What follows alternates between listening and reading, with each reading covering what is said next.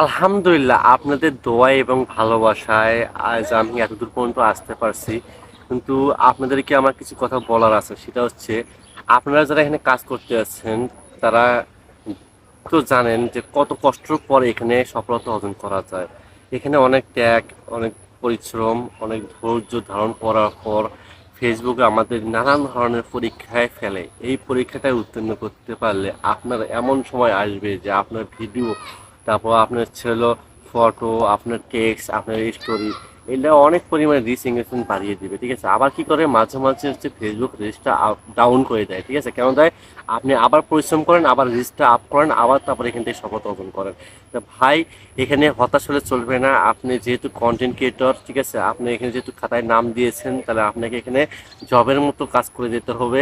যেমন প্রতিদিন আপনার হাজিরা দেন। হাজিরা দেওয়া শুধুমাত্র এটাই নয় যে আপনি আসে মানুষের ভিডিও দেখলেন এটা হাজিরা হয়ে গেলো, লাইক কমেন্ট করলেন, শেয়ার করলেন, এটা হাজিরা হলো, এটাও না। আপনাকে এখানে টাইম মেনটেন করে প্রতিদিন রেগুলারিটি মেনটেন করে আপনাকে ভিডিওগুলো এবং ফটোগুলো এবং টেক্সটগুলো এবং হচ্ছে আপনার রিলগুলো আপলোড করতে হবে। তাহলে আপনি এখান থেকে কিছু একটা বেনিফিট পাবেন। আর কথা হচ্ছে, মোটামুটি আমি দেখলাম আগের চেয়ে একটু আর্নিংটা একটু বাড়াই দিছে। আপনার এই স্টোরিতে এখন যদি 1000 ভিউ হয়, তাও 8 সেন্ট 10 সেন্ট করে দিচ্ছে। তো এইভাবে দিলেও মোটামুটি খারাপ না।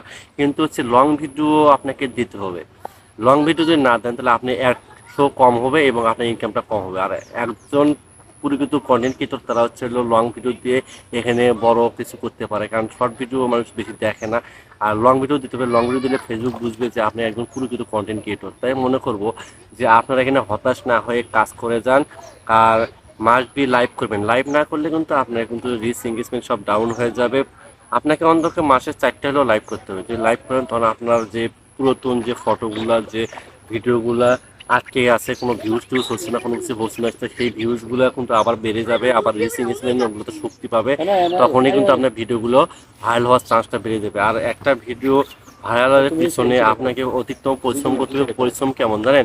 যে হলো আপনাকে অতিরিক্ত অতিরিক্ত কাজ করতে হবে। অতিরিক্ত কাজ করার মানে আপনাকে এখানে সময় দিতে হবে। ফেসবুকে যদি সময় না দিতে পারেন তাহলে কিন্তু আপনার ভিডিওতে ভালো পরিমাণে রিচ এঙ্গেজমেন্ট কোনো কিছু আসবে না। আর এখানে শুধুমাত্র আসছেন, কয়েকদিন ভিডিও আপলোড করছেন, এই বলে কি আপনার ভিডিওগুলো ভাইরাল হয়ে যাবে? কখনোই না। এখানে কারো কারো ক্ষেত্রে সফলতা তাড়াতাড়ি আসে, কারো কারো ক্ষেত্রে আবার দেরিতেও আসে। কেউ কেউ আবার দেখবেন 3 মাসে কনফার্মেশন পেয়ে যাচ্ছে, আবার দেখবেন যে কেউ 6 মাসও পাচ্ছে না। তাহলে এখানে কি করতে হবে? আপনাকে হচ্ছে ধৈর্য ধরে কাজ করতে হবে। আর হচ্ছে আল্লাহর উপরে ভরসা রাখতে হবে, এবং আল্লাহ ছাড়া এখানে কারো ক্ষমতা নাই।